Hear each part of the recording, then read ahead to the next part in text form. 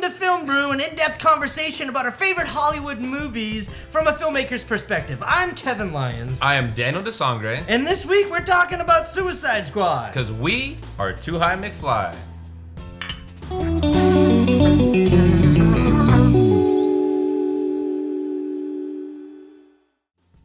All right, Dan. Suicide Squad. Man, it came out. We saw it, but before you saw it, what were your expectations going in to see Suicide Squad? Okay, at first I was super geeked about it because you see the advertisement, you see the marketing behind it. I thought it was gonna be really badass. Okay. Then you hear the early reviews and they were terrible. Yeah. So like every DC movie. Like every DC movie, which has been what, 2 so far? 3. Oh, This is the 3. third. This is Man, the third yeah. new DC movie. You're right. And so I had really low expectations going into it, and yet I was still a little disappointed. Not gonna lie. So you were disappointed with Suicide Squad? Still disappointed with Suicide Squad. I would say for me, I was like half disappointed and half really excited. I really liked a lot of this movie, but the parts I didn't like, I just didn't like. So we're just gonna skip all the fucking bullshit. Dan, let's just go right into what were your biggest likes about the movie. So let's talk about the likes. All right, so the biggest likes, of course, I think everyone, the consensus, right, is Harley Quinn. Margot Robbie killed it. You have Deadshot with Will Smith. Finally did an ensemble movie. Yes, finally. finally. And he did a good job. It wasn't just a Will Smith movie. It was No. Will Smith. It was like Independence Day all over again. So he actually did a good job with it. So those two were great because they were the only characters fleshed out. But we'll get into that. Tell me a little bit about your likes. I really loved the whole opening of the movie. And all the way up until they started to introduce who the bad guy was, so about halfway through the movie. I love the introduction to all the characters. And it's weird to say, it almost felt like a weird, fucked up, like Quentin Tarantino-esque type of, like just the way that they would focus on one character and then go right into another character and then right into another character. And they're like, I love those type of movies. That's what I was getting into this. I'm like, where were these bad reviews coming from? And then they introduced the villain of the movie, and I'm like, oh, there it is. There's the bad part. There's what everybody was talking about. This is awful. See, and that's why I still say it disappointed. I went into it thinking it was going to be a complete piece of shit, right? Completely crappy. You start to watch the first 30 minutes, and you think, okay, the critics are wrong. This is actually a pretty good movie. It's got a good soundtrack. I'm getting into it. The character introductions, it's awesome. And then they took a fat shit. So they set you up. And they knock you right back down like it's prom night. But it didn't have anything to do with the actors, the stars of the movie. They were all really fucking good, man. Like everybody in this movie was awesome. That's what I loved most about this movie. Except for one person. Yes. Rick Flag. Well, I liked Rick Flag. I hated him in the movie. I thought he was terrible. You didn't like Rick Flag? Did not like him at all. I liked him when he was a hard ass, but then when he started like feeling really soft for his wife, like towards the end of the movie, like he was just acting out of character. Like he was just like when he tried to hug Will Smith, like after Will Smith like shot the detonator. We forgot to say spoilers. Spoilers. Okay. Anyway, so yeah, that was the only part that I didn't really like about Rick Flag was like when he was hugging Will Smith, and it just seemed really out of character because he was like really giddy, and it was just like it felt like a fan hugging Will Smith. No, I agree with you, which leads us right to our biggest dislikes, right? We just slipped right in there because there wasn't that many likes. There was some good likes. I had a lot more likes than dislikes for this movie. I think I had a lot more dislikes. I would say. That's fine. That's the difference of opinion. Difference of opinion. Fuck you, get out of my apartment. Get the fuck out. Cheers. But I bought the beer.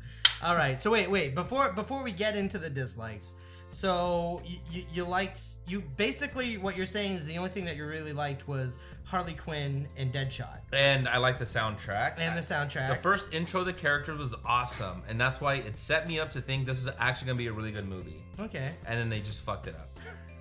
Studio came in, jizzed all over the faces. It was really bad. Yeah, the studio definitely stuck their dick in this movie and just wiggled it around and just said, we want this there, that there, and then everybody's like, this is not the movie we made anymore. No. There were like, I think there was, the director said that there were 7 different cuts of this movie. Oh, God, why? How is that ever a good thing? I don't know. Whatever. Let's go right into dislike. All the character moments in this movie were really good. Like every single person in this movie had really good character moments, except for Killer Croc. I think that was the only one. Captain Boomerang also barely had a little bit. We had the little scene where he's opening up the can and he's drinking it, and he's got a pink little like elephant thing or plush doll, which we have no idea what reference. We have no idea what that has to do with. When I'm okay because this is a setup. Maybe they'll get into that in a Flash movie or something like that, because this is gonna be the only time we're gonna see Captain Boomerang. Probably, yeah. But yeah, I mean like, Slipknot.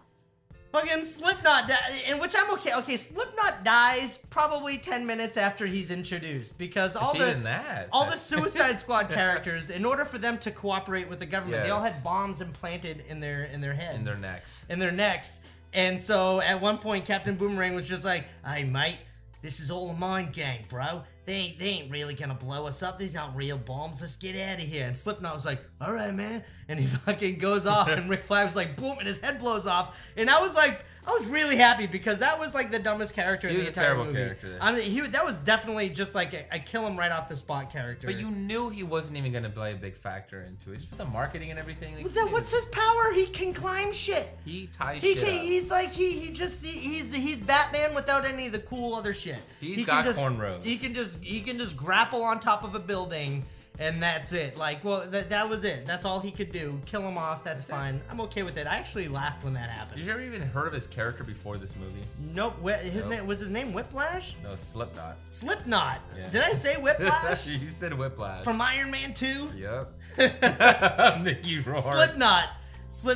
He looks like he belongs in the band Slipknot. Yeah, he really does. Doesn't he? Another good bass player. All right, so let's get more into dislike, because it's going to take us about 15 minutes of this 20-minute video. Okay, so we talked about the I will say my favorite moment, though, in the whole movie, before we get into dislikes, was that bar scene. When they're about to approach the bad guys and they're in the bars, and they decide to say, "Fuck you, government. We're going to go have a drink first." Kind of like us. And we're getting into Diablo's character a little bit, the fire starter guy. And, you know, spoiler alert, he's in there because he killed his wife and children. And when he's telling this to the rest of the squad, he kind of like feels bad and like he's really bad. And Harley Quinn just lets loose on him. And she's just like, "You fucking own that shit. You killed your wife and kids. You fucking own it. You own that shit. You're a bad guy." Like, that was my favorite part of the whole movie. Like Harley Quinn saying, was getting serious and say, "Own up to your bad guy shit, because that's all you got." That was my favorite part. So, boom. But can I just go off on a ledge and saying the whole movie should have taken that bit of advice. You're all a bunch of fucking villains. Yeah. Own that shit. None of them own that shit. Like, they were good. They seemed like they were presenting themselves as villains, but they looked like heroes the entire time, and I just... Because they were really fun. And that's what makes me think that they should not use any of these villain characters who were perceived in a good light in this movie as bad guys in other DC hero movies. Like Captain Boomerang, if he shows up in a Flash movie, people are probably going to end up rooting for Captain Boomerang over the Flash. You know what I mean? Which is the problem with DC. Set up the characters first before we get to Suicide Squad. That's true. Came out way too early. How is this the third movie? And it's all about the villains that we've never even been introduced in any other movie. That's true, man. They really should have introduced all these villains into the hero movies before they did Suicide Squad. How does Flash and Aquaman and Wonder Woman, how do they not have a movie before like Justice League? That's true. You know what I mean? Like, come on. Well, not about, like, that's okay that it didn't happen before Justice League, but how come it didn't happen before Suicide Squad? When you already hate these characters because they're bad guys, all of a sudden they're forced to be good guys. I felt like the movie would have done better, but they were still awesome in the movie. Absolutely. So that was it for my likes. I think we're already slipped into I think we're ready to shit on this movie a little bit. Let's drop a Godzilla deuce. A Godzilla deuce. Serve it out. Go ahead. Dan, you know what? Since you hated this movie more than me, why don't you tell me everything that you hated about the movie? And I'll say this is a disclaimer. I wouldn't say I hate the movie, because there was some enjoyable moments. I would just say I disliked it because of how they just screwed everything up. Okay? Well, you disliked it more than I did. Absolutely. Okay. So I'll say this, right? They set up the first act great, right? And we even talked about this. Is there a second act? Yeah, that's debatable. It went first act into a really long third act. And the third act was horrible. There was so many problems wrong with it, even from a story standpoint. There was no real character arcs, right? The characters there was no growth on their part. So you take the movie out of the equation and the characters are the same people that they were in the beginning of the movie. There was no really difference. Even to Will Smith's character, there was really no change. The only one that kind of had one was Harley Quinn, but that's really about it. The scenes, the flashbacks really had nothing to do with it. We're not going to get into the detail of Joker, but you could take him out of the movie and it made literally no difference to the entire movie. It changed nothing. Then you have Waller, right? Viola Davis does a great job in that role, but then she has a very questionable, spoiler alert again, she walks in and just kills a bunch of FBI agents. Why? Who fuck knows? No, because they didn't have security clearance but for yet that. there they are protecting her. Yeah, There's such a better way to have done that. I mean, come on. Well, actually, Anton, our producer and director over there, he made a good point. Amanda Waller should have been the bad guy. Yes. She should have been. She put the Suicide Squad together, and she should have ended up being the bad guy. Yes, but which was way better than the Enchantress. But if you're gonna make it the Joker should have been the bad guy. You know what I mean? He created this whole big old thing. Waller creates the Suicide Squad, uses Harley Quinn trying to use her as a pawn to defeat Joker. Joker's creating this whole obstacle to bring her out of hiding. I mean, come on. I'll disagree with you a little bit there. I mean, I would love to see Jared Leto's Joker be the main bad guy in a DC comic book movie, but I don't think it should have been Suicide Squad, because if they defeat him in Suicide Squad, then Batman doesn't get a chance. That's an excellent point. You know what I mean? Like that should be for a Batman movie. True. But I do agree with you that if they took all of Jared Leto's parts out of this movie, it really wouldn't have made a difference all that much. I mean, other than, I would say the only part that you would need to have him in the movie is when Harley Quinn got arrested by Batman. Joker was driving the car. That would have been the only point to have him in the movie. But I still like some of the stuff with which still goes back to if they would have had a standalone, the Batman, right? Mm-hmm. Ben Affleck. They would have pre-introduced Jared Leto, then all of this would have been okay. You would have had one scene of Jared Leto and been excited, like the way that they barely teased with the Flash, right? With Captain Boomerang. They teased it. Awesome. We didn't have to do that again with the Joker.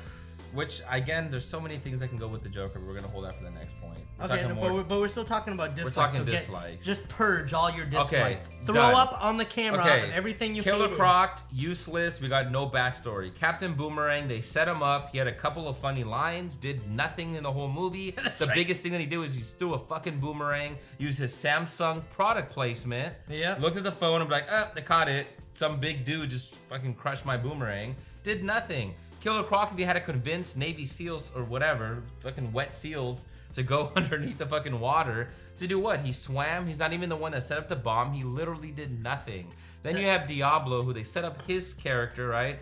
Do the whole thing, and he's like, Will Smith's like slapping him around just to get some kind of, you want to see me do something like that? And he does it. Like, he didn't need to be provoked. Yeah, that was pretty bad. Like, in that aspect, I mean, like, for what the writers set up for Diablo, I felt was really cool. I like because I've never heard of Diablo before this movie.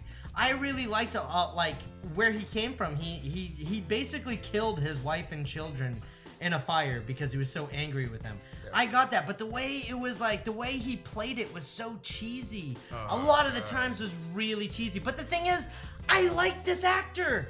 I like the actor who played Diablo, but it was so cheesy the way he was doing it. Like, that was just like, it didn't make sense. And with Captain Boomerang, dude. All right, so there was a scene in the big battle where they're fighting this army of basically zombies. The main bad guy took all the civilians of the city and turned them into fucking nutsacks. Testicle zombies. and like all the whole like actual military guys were there shooting them all down because there's a big wave, and then Will Smith gets up on top of a car and he's just taking them all down because he's Deadshot. That he was gets a pretty everything. cool shot, and though. then like when he's just like taking down all the bad guys, all of a sudden all the army guys just stop shooting and they're watching because he's taking care of it. Why couldn't Captain Boomerang have something like that too? Like they never really showed off his skills where he just took off like a whole handful of bad guys with a bunch of boomerangs. That was a big missed opportunity with Captain Boomerang. Oh, absolutely. And another one, we haven't even touched on Katana. She's Yeah. like nowhere in the whole first act. They introduced her in the third act. Yeah, and then she just hops onto the freaking helicopter and then just says, "Where were you?" "Oh, I was busy." "Oh, thanks for explaining that for us." And then we see her pull out a sword and she's talking to her dead husband. And then there's Rick Flag again, speaking exposition. Oh, all the souls of the victims go inside the sword. We just fucking saw that. You don't need to explain it again. Yeah. Which goes into the other scene where we see Rick Flag again with Enchantress, right? And the whole word, they're underneath the subway station. We see the whole thing about how it's let loose. She takes the heart, she becomes a villain. We see that. We go back to Rick Flag going and he's explaining the whole situation again. That's right, and man. We just saw it. They explain so much. Although I felt like the only time they really need to explain Katana is like that moment where she's crying, talking to the sword because her husband was killed by that sword before she got it. True. And so that would be the time for Rick Flag to be like, hey, whenever somebody is killed by that sword, it captures their soul. And she's talking to her husband. That is the only time that needed to be explained. Other than that, you did not need to. No. But she was great in the movie. I thought she was excellent. I thought cool. Katana was really. Right. She didn't do anything to make me mad or anything like that. Like she was. I thought that she did well, but she just didn't have enough in the movie. Goes back to the writing and everything else is wrong with it, but that's fine.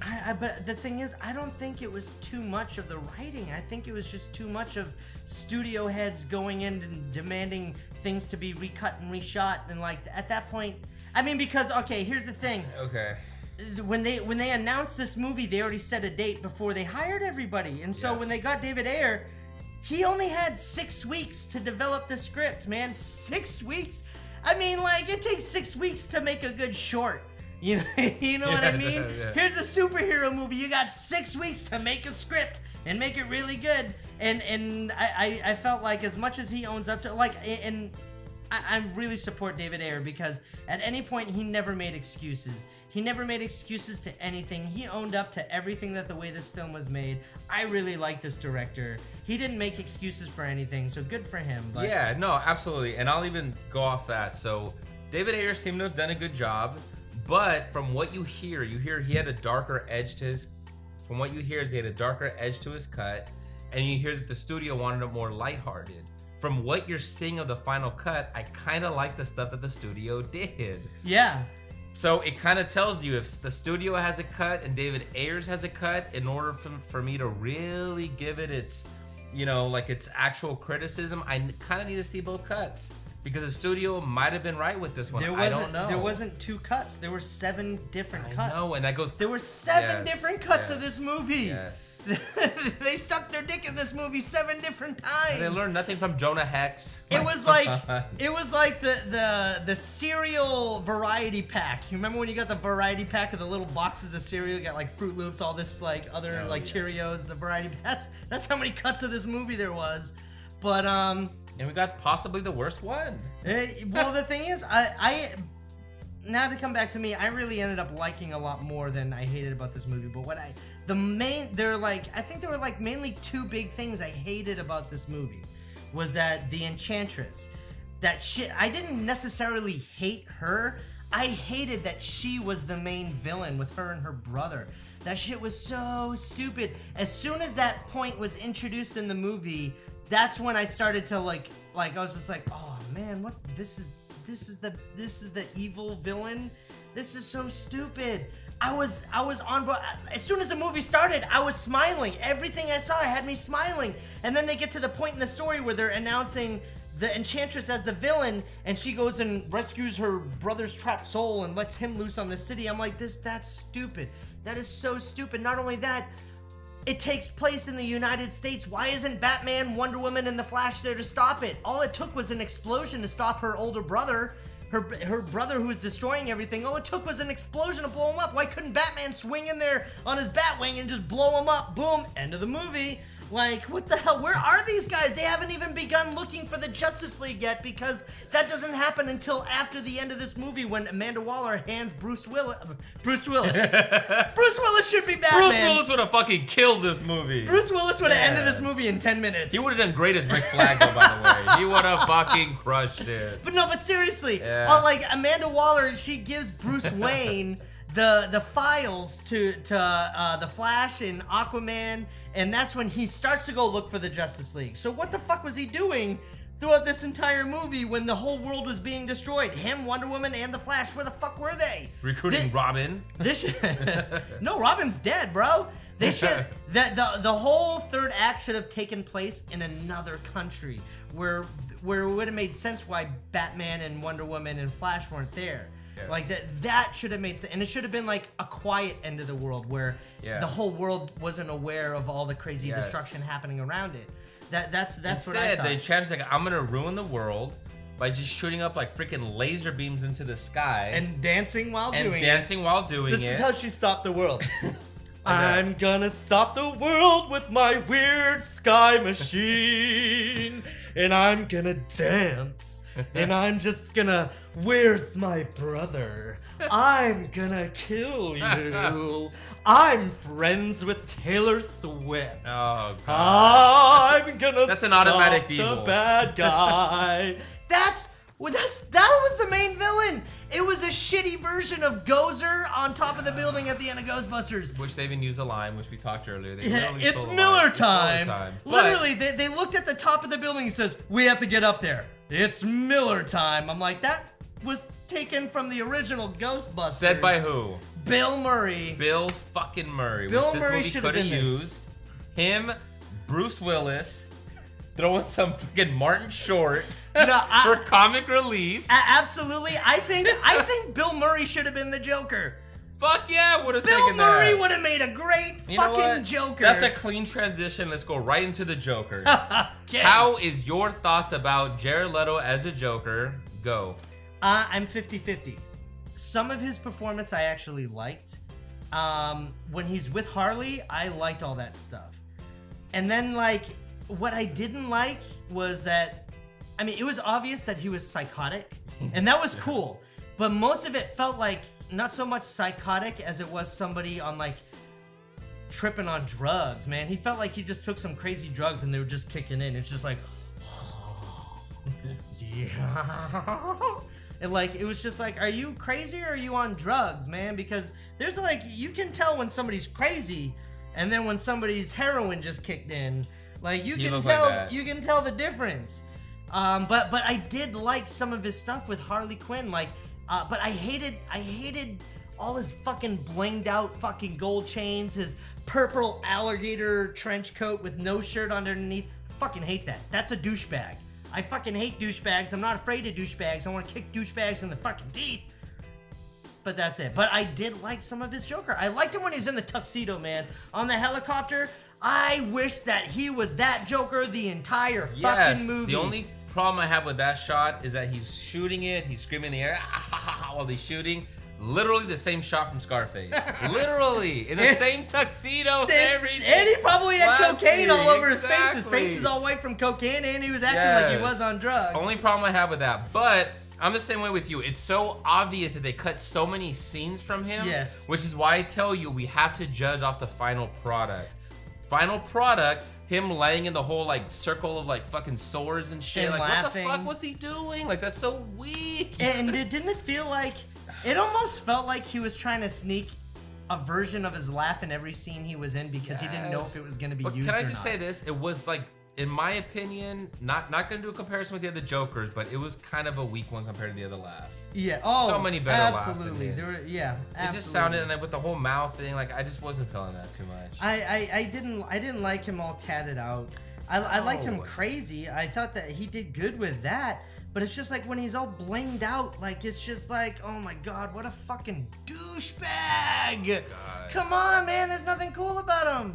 Like, I know. But like when they got into the love parts with him and Harley, that was cool. When it was him and Harley in their flashbacks. That was cool. Now, a lot of people were upset because don't bite my finger. See, the Joker would have done that.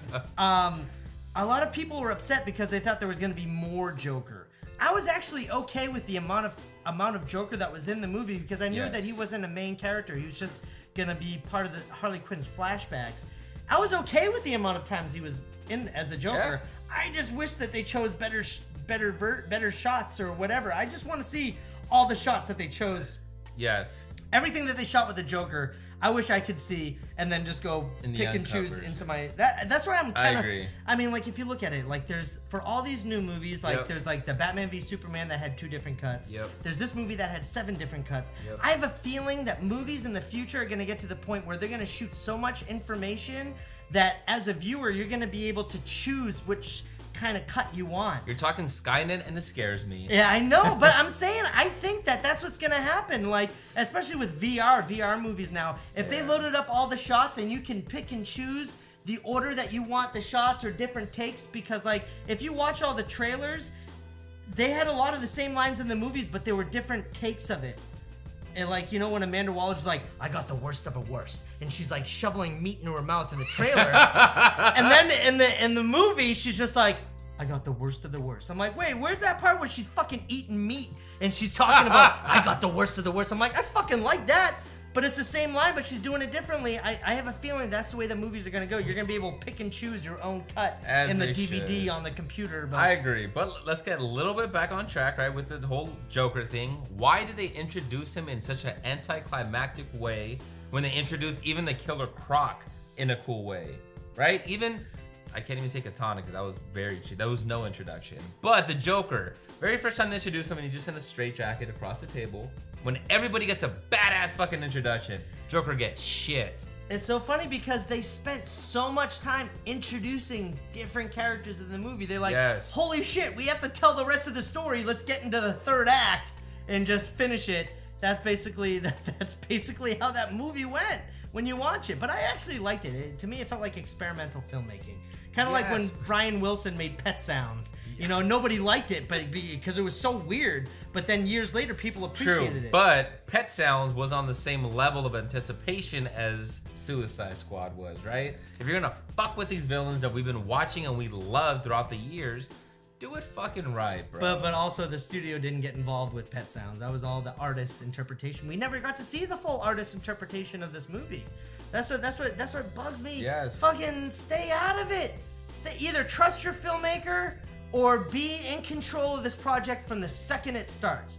Pick one or the other. Don't do both at the same time because it just makes a fucking muddy mess. It's a muddy dookie. It's a muddy dookie. Cheers. We're back. We're back with more beer. Film Brew. You're my Film Brew bro. My Film Brew bro. All right, so we talked a lot about all the great things about the movie, about all the bad things about the movie. Now let's get into a little bit of the technical aspect, the visual effects. Yeah. How did you feel like the CGI was done in this movie? Every time I hear visual effects, I think of the nutsack creatures running around, and they look so fucking bad, bro. They look so terrible. It's like Mighty Morphin Power Rangers shit with the little blobs before they turn into the fucking villain things. Like, they just look terrible. I thought that they looked interesting. I don't think that I mean, like, now that we're getting into the actual visual effects, the quality of it looked believable. That stuff looked like it belonged in real person in front of the camera. I thought the visual effects were good. Now you're talking about the concept. That's a concept of what the bad guys are, not like how it was executed. It may have looked stupid. I thought some of them kind of looked cool. I was like interested about it because it looked so different. But yeah, they did look like fucking testicle heads with genital warts all over their face. It looked kind of weird. But I don't know. It's like I like bad monster movies. I love bad monster movies, and so I saw this. I'm like, that's a bad monster. But I like bad monster movies when they have like less than a $5 million budget. We're talking a bad monster movie on a $300 million film budget. It does not look good. You had the money. You got lazy. Don't deny it. That's true. That's true. I'll give them that. But what I do like about that, and yeah, it's not visual effects. It's more about the concept of it. is that they're like the zombie people, but they were like taken from innocent civilians. These innocent civilians were taken and turned into these zombie testicle creatures. But you're talking story standpoint, right? We're talking visually. Just visually, only visually. Okay, only visually. I would say the only thing I didn't like was when the Enchantress like fucking became the villain, and she was like fucking Gozer and Ghostbusters, and she was just like, she looked like an Egyptian queen, and she was just like that when she was talking, and everything behind her looked so fake. That fucking machine she was creating visually looked so stupid. What the fuck? What the fuck was that? Her brother. What the fuck? What's His that? arms going like he's fucking But his Groot. face looks so dumb, and she just grabs some random dude in the bathroom of a fucking Yeah, bathroom exactly. stall, What the hell? and like kisses him and does something weird, and it's like, what the fuck am I looking at? Like, But Species. visually. Now The movie Species had better visual effects than Yes. that, and that was made in the 90s. well, that's special effects. That's not Yes. visual effects. Visual effects is like CGI computer. Special effects are everything practically done in front of the camera. But her brother, man, he looked like Groot on ecstasy. I mean, like, that's what he was. He was just like glowing roots. This is how I kill people. I just extend my go gadget Groot arms, and he just fucking just sends them out. What the fuck? What the fuck was that?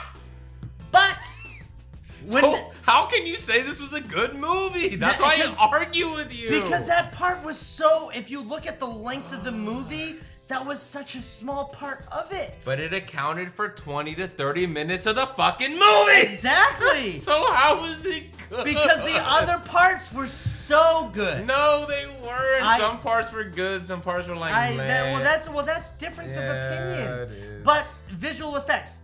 I mean, like, when Diablo turned into the actual huge giant fire demon, that shit looked fucking cool. I think it that looked shit okay. I thought that shit looked fucking cool, but like at the same time, like the visual effects don't match up with the story, because he's like this giant fire monster and he's beating the shit out of the fucking bad guy with his fire, and he doesn't kill him, but a smaller explosion kills him. What the fuck is that?